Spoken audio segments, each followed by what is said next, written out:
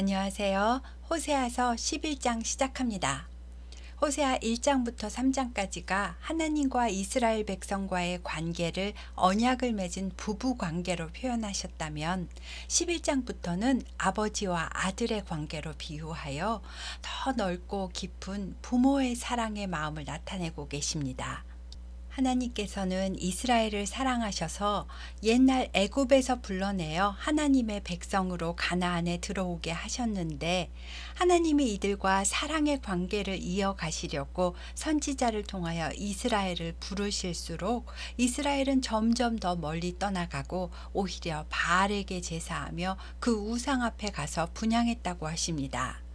하나님께서는 부모가 자녀에게 걸음마를 가르치는 것처럼 한 발 한 발 두 팔로 안아가며 사랑으로 이스라엘을 기르셨다고 표현하시며, 그런데도 이스라엘은 하나님의 돌보심 속에서 자신이 자라났다는 것을 깨닫지 못한다고 하십니다.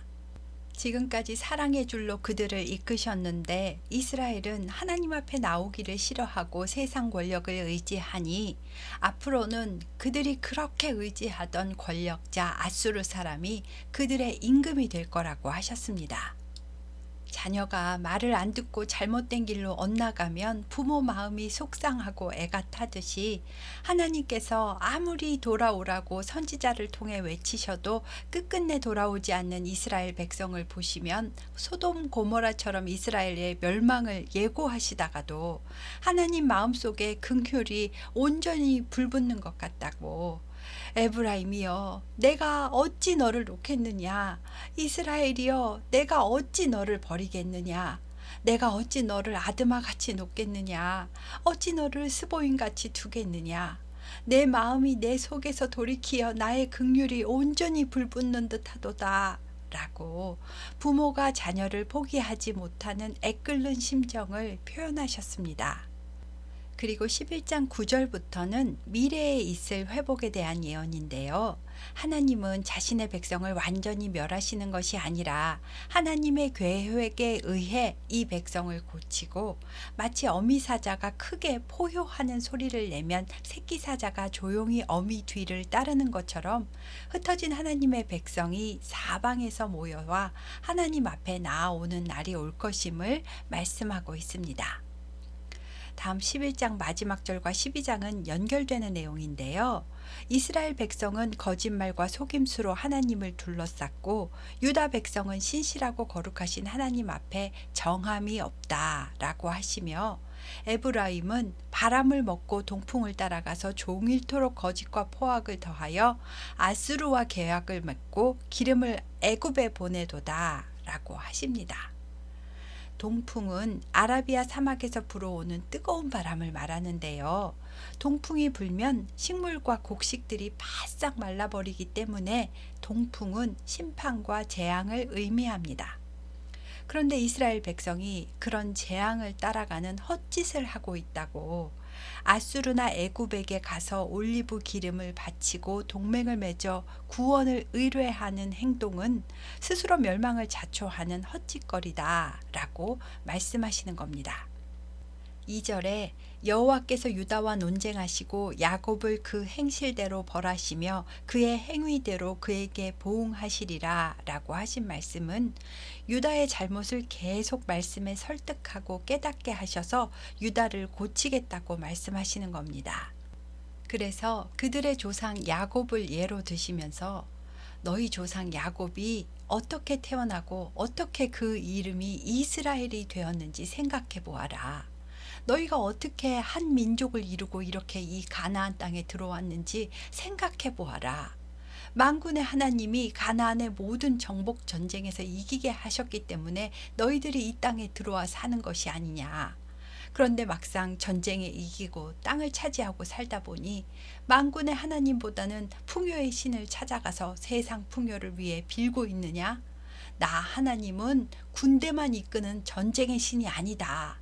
나는 전능하신 하나님이고 모든 것이 나 하나님의 손에 달려있다 라고 하시며, 하나님은 이 백성이 하나님께로 돌아와서 인애와 정의를 지키며 항상 자신의 하나님을 바라는 그런 민족이 되기를 원한다고 말씀하십니다.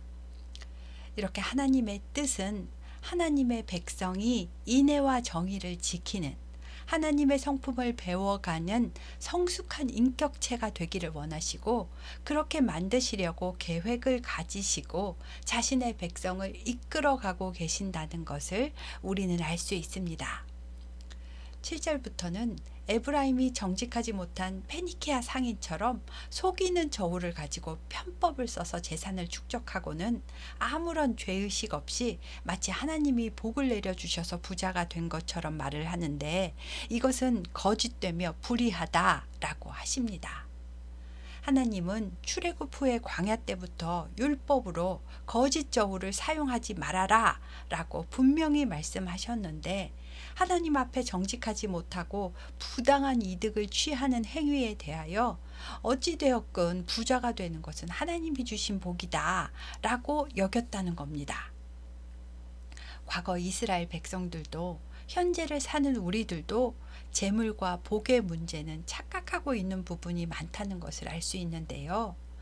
부자가 되었으면 의인이라 복을 받은 것이고, 가난하면 악인이라서 저주를 받은 것일까요?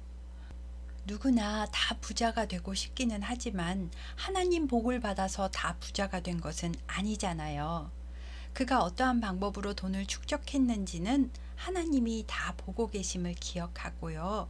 하나님이 복 주셔서 사업이 번창했다라는 간증을 들어도 축하는 해주지만 그 사람을 부러워하며 내 형편과 비교를 하고 낙심하는 일은 없어야겠습니다. 이스라엘이 이렇게 하나님 앞에 정직하지 못하고 거짓되게 생활하는 것에 대하여 하나님은 너희가 애굽에 살고 있을 때부터 나는 너희 하나님 여호와였는데 이런 나를 버리고 너희는 세상 재물에 눈이 어두워졌구나. 그러니 너희를 다시 광야에서 장막 생활할 때로 훈련의 길로 돌려보내야겠다. 그때 광야에서 모세라는 한 선지자를 보내어 내가 너희를 인도하지 않았느냐 라고 하시며, 그동안 선지자를 보내셔서 죽게 돌아오라고 그렇게 전에도 말을 안 들으니 앞으로 이스라엘은 광야 시대와 같은 고난의 훈련을 받게 될 것이다 라고 말씀하셨습니다. 다음은 13장입니다. 하나님께서 에브라임을 천하를 호령할 정도로 부강한 국가로 만드셨는데, 이스라엘은 하나님께 영광 돌리지 않고 스스로 자기를 높이더니 바알에게 나아가 범죄함으로 망했다 라고 하시는데요. 사람이 높아지고 풍요로워지면 교만해져서 더 이상은 하나님께 나아갈 필요가 없다는 생각이 들게 되고요. 그 다음은 자기들이 원하는 것을 얻기 위한 길을 쫓아가게 되어 기복주의 우상숭배로 나아가게 된다고 하시는 겁니다. 그래서 2절에 보시면 그들이 금송아지를 만들어 놓고 송아지와 입을 맞추라 라고 했답니다. 황금 송아지의 입을 맞추고 숭배하면 원하는 재물을 얻게 된다라는 인간의 얄팍한 논리입니다.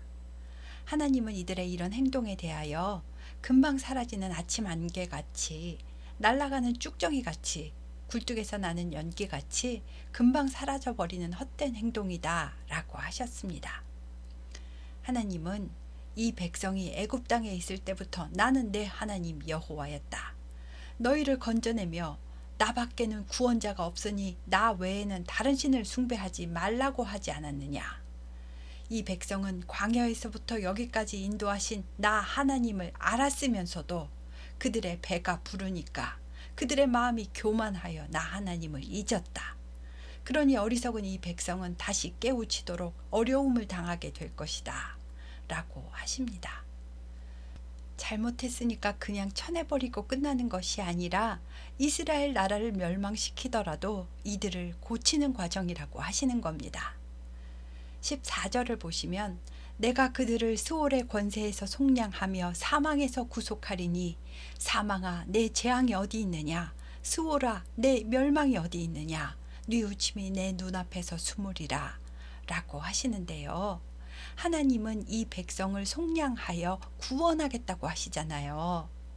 하나님은 심판하고 싶지 않으시지만 어리석은 이 백성은 고난을 겪지 않으면 몸과 정신에 인이 박힌 우상숭배 문화와 기복신앙에서 나오질 못하게 되니까 훈련의 과정으로 하나님 없이 사는 삶의 결과를 스스로 당하게 하시는 겁니다. 그래야 아, 이게 아니었구나 하고 돌아온다는 말씀입니다. 그리고 15절과 16절은 전쟁 결과의 처참한 상황을 묘사하는 내용입니다. 다음 마지막 14장 1절에서 3절은 표제에 보시면 이스라엘을 향한 호세아의 호소라고 되어 있지요. 호세아는 하나님의 인애와 사랑에 대해 자신이 몸으로 순종하며 실천해 보니 그 사랑이 얼마나 크고 높고 진심이고 귀한 사랑인지 깨달아 알고 있잖아요. 그래서 이스라엘 백성들에게 우리 멸망까지는 가지 말자고 여호와께로 돌아오라고 호소를 하고 있습니다. 이스라엘이여, 우리 하나님 여호와께로 돌아오십시오. 이스라엘은 불의함 때문에 엎드러진 겁니다. 여러분은 약속의 말씀을 가지고 여호와께로 돌아와서 하나님께 아뢰기를 하나님, 모든 불의를 제거하시고 선한 발을 받으소서. 우리가 앞으로는 짐승 제사만 드리는 것이 아니라 진심으로 주를 경외하는 입술의 열매를 주께 드리겠습니다. 앞으로 우리는 아수르의 구원을 의지하지 아니하며 애굽의 말을 타는 군사력을 의지하지도 않고 다시는 우리 손으로 만든 것을 신이라 하지 않으며 우상 숭배하지 않겠습니다. 이는 고아처럼 비참한 환경에 있던 우리가 하나님께 긍휼을 얻었기 때문입니다. 라고 하나님께 돌아와서 이렇게 아뢰라고 말하며 이스라엘 백성에게 호소하고 있습니다. 그리고 4절에서 8절은 회복이 되는 그날을 묘사하고 있는데요. 하나님께서는 끝끝내 이들의 반역을 고치시고 기쁘게 그들을 사랑하는 날이 올 거라고 하십니다. 여기서 고친다 라는 말을 잘 묵상하셨으면 합니다. 우리가 물건을 하나 고쳐도 부러진 것을 본드로 붙이고 못질을 하는 과정들을 거쳐야 하잖아요. 하물며 반역한 인간을 고치려면 얼마나 많은 복잡한 과정들이 필요할지 생각해 보셨으면 좋겠습니다. 우리의 죄가 예수 그리스도의 보혈로 사해지고 우리가 천국 백성이 되었어도 우리의 인성은 갑자기 의인이 되는 것이 아닙니다. 그런데도 하나님은 버리지 않으시고 고쳐서 사랑의 언약 관계를 계속 이어가겠다고 말씀하고 계시는 겁니다. 다 고쳐진 에브라임이 말하기를 내가 다시 우상과 무슨 상관이 있으리요? 라고 말한다니 옛사람을 벗어버리고 새 사람이 된 이스라엘의 모습입니다. 하나님은 이런 이스라엘에게 내가 나로 말미암아 열매를 얻으리라 라고 말씀하셨습니다. 여기서 또 우리는 열매 맺는 삶에 대해 또 깊이 생각해 보셔야 합니다. 하나님은 믿는 자에게 언약으로 하나님의 자녀가 되는 권세를 주셨고 우리는 언약의 백성으로 살아가야 합니다. 궁극적으로 하나님께서 자신의 백성에게 원하시는 것은 열매 맺는 신앙인이 되는 것입니다. 그런데 짠 하고 열매가 저절로 맺혀지는 것이 아니잖아요. 일단 우리가 가지라면 하나님께 딱 붙어 있어야 하고요. 열매 맺기 전에 하나님은 하나님의 계획에 의해서 나를 고치는 작업을 하십니다. 이 과정은 우리가 아주 싫어하며 이해할 수 없는 고통과 고난의 시간이 될 것입니다. 그러나 우리가 암에 걸린 환자이고 하나님이 의사라고 생각을 해보시면 내 몸의 암덩어리를 제거하기 위한 수술의 과정과 치료의 과정은 너무나 당연한 것입니다. 그러니 고난은 그냥 당연하게 받아들이는 것이 지혜롭다 할 수 있습니다. 열매는 그 다음입니다. 하나님이 말씀하시는 열매는 업적을 말하시는 것이 아닙니다. 하나님은 열매로 예수님을 보여주셨고 예수님의 성품을 닮아가는 장성한 분량의 신앙인이 되는 것이 열매입니다. 훌륭한 인격과 성품을 가지게 되는 것이 믿음의 열매입니다. 그래서 호세아서 마지막 장 마지막 절에 누가 지혜가 있어 이런 일을 깨달으며 누가 총명이 있어 이런 일을 알겠느냐. 여호와의 도는 정직하니 의인은 그 길로 다니거니와 그러나 죄인은 그 길에 걸려 넘어지리라 라고 하시며 호세아서를 마칩니다. 우리 인생에게 하나님이 원하시는 마지막 목표는 내가 무슨 큰 일을 해내는 것이 아닙니다. 교회를 10개나 지었다. 100명을 전도했다. 이런 것도 물론 대단하기는 하지만 하나님께서 진짜로 나에게 원하시는 것은 여호와의 정직한 길로 다니는 사람이 되어라. 예수님 닮은 성품을 내 자녀와 너의 주위 사람이 본받게 해라.